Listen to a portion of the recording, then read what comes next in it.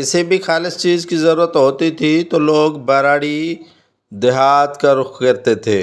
دیہات میں دودھ ہو، مکھن ہو، لسی ہو یا گندم سمیت دیگر جو خالص اشیاء خورد و نوش کے لیے اگر کسی کو چاہیے ہوتی تھی یا تحائف کے طور پر کسی کو دینا ہوتی تھی تو براڑی دیہات سے لوگوں سے منگوائی جاتی تھی۔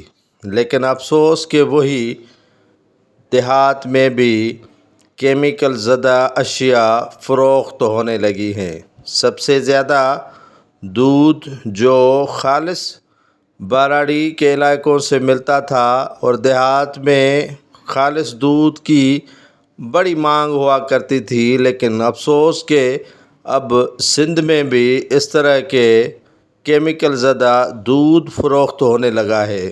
یہ بھاری تعداد میں دیکھے جانے والے یہ برتن جو ہیں ان میں کیمیکل زدہ دودھ بنایا گیا تھا جو مختلف بازاروں اور ہوٹلز پر فروخت کیا جانا تھا، جسے مقامی انتظامیہ نے پکڑ لیا۔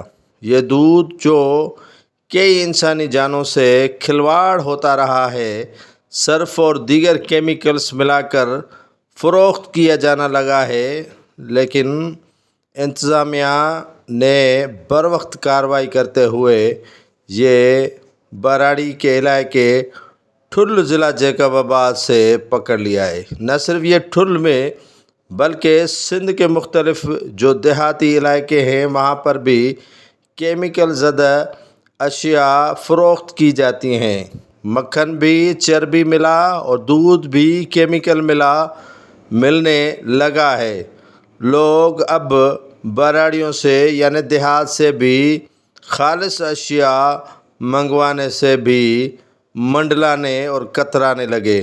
یہاں پر کوئی وقت ہوتا تھا کہ خالص اشیاء ملتی تھیں، لیکن اب یہ سلسلہ آہستہ آہستہ تھمنے لگا ہے۔